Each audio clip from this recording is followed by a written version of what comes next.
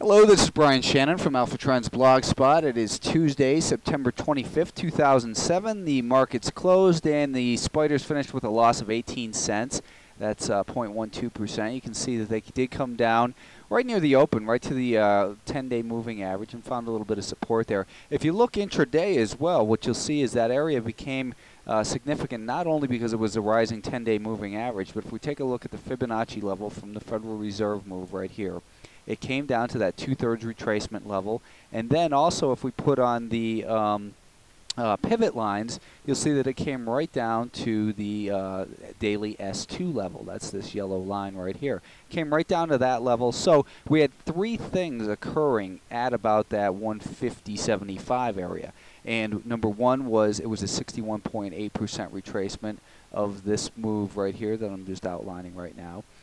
We also had on the daily time frame the location of that rising 10-day moving average, and on the intraday we had daily S2. So a lot of times when we see a lot of things come together like that, like I said yesterday, it tends to strengthen that area as a level of potential support or resistance. So the market still seems like this is a very orderly consolidation of the recent big gains we've seen. And while the S&P 500 was down today, there were some huge movers in some of these more speculative names, and that kind of makes me think that we ought to be a little bit more cautious in here going forward. Not necessarily on the S&P 500 because it's really a very bullish picture right here. And I think that as long as it remains above that 150 level, then we still want to give the benefit of the doubt to the buyers. But again, in the short term, like I said yesterday, I thought that the short term was neutral at best for the S&P 500 because we do have this pattern of lower highs and lower lows still in place. Now, yesterday I had said that it would really need to get above about 152.80 or so before I thought the buyers were back in control. Well, now we've got a declining 5-day moving average, so I think we're going to still need to see it clear that level at least. So kind of still neutral on the S&P 500 in the short term, but on the daily time frame, it's looking like this is an area where it ought to find buyers. So hopefully we'll start to see more evidence that the buyers are taking back control of the short-term trend in the spiders. But right now it's not there yet. It's still telling us be neutral, but I think it's more of a stock picker's environment in here anyways, because like I said, some of the gains in these individual stocks are just really getting crazy. The semiconductors, you know, these guys once again found a little bit of resistance up near that 38.40 level, which strengthens the importance of this area. Last week I thought that it was bullish and thought maybe we were holding above it. We broke back down below that level and it continues to hold below there. We do have a rising 5-day moving average. Realistically, you look at the daily chart of the semiconductors, best thing that these things can do right now is probably just continue to go sideways, build a more solid base to rally from.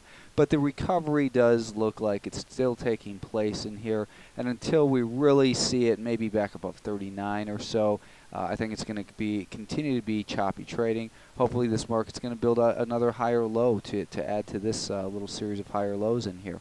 But right now it doesn't look like there's any big danger of downside. I would get more defensive though if it were to break below 37.90. So I think below 37.90 you've got to be a little bit more defensive as far as this group goes, and back above 38.40 maybe we could see a little bit more resumption of some upside in here, but overall just kind of neutral on the semiconductors. The IWM yesterday had said that basically getting below 79.90 and holding below there could potentially be some trouble. Well, we had the same thing occur right here, and is the S&P 500, and that is it came down to the rising 10-day moving average right off the bat.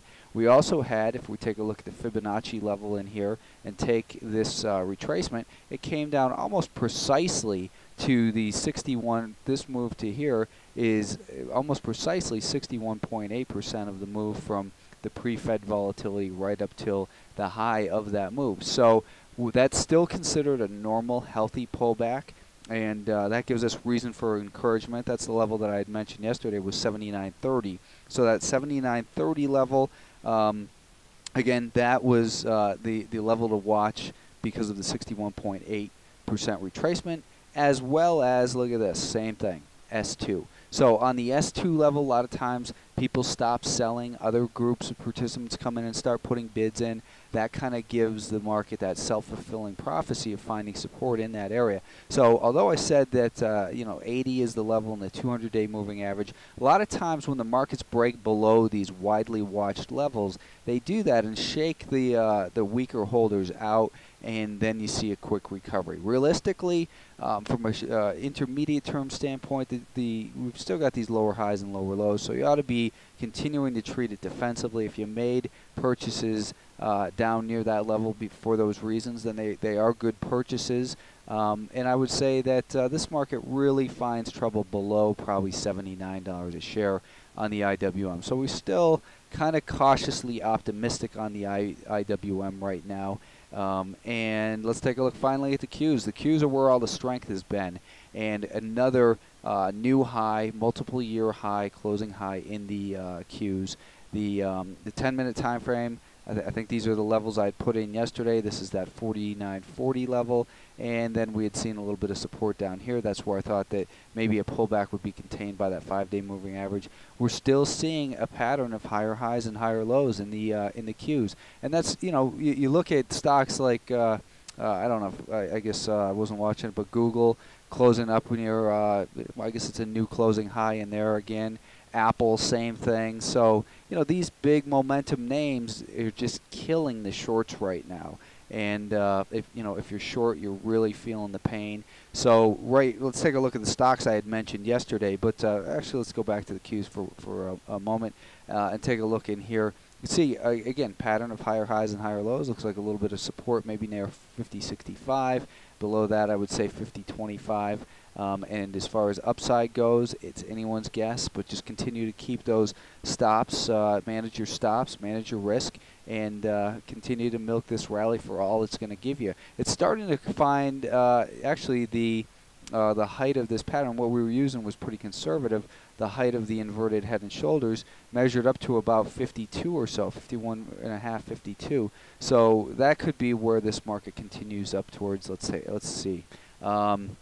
Audible, ADBL. If you bought this stock after the pullback to 12.90, like I suggested, then stop maybe near $13 a share. Alexion, I was hoping for a pullback towards 65, and then thinking it can rally up towards about 69. I'd say raise your stop from let's put it 55, 65, 80. I'm not going to update these stops each day though, so you're basically going to be on your own. I liked Beacon above 191. I'd say that basically about 189 is where I would put stops on that one. CBAK had a very nice rally as anticipated above 465.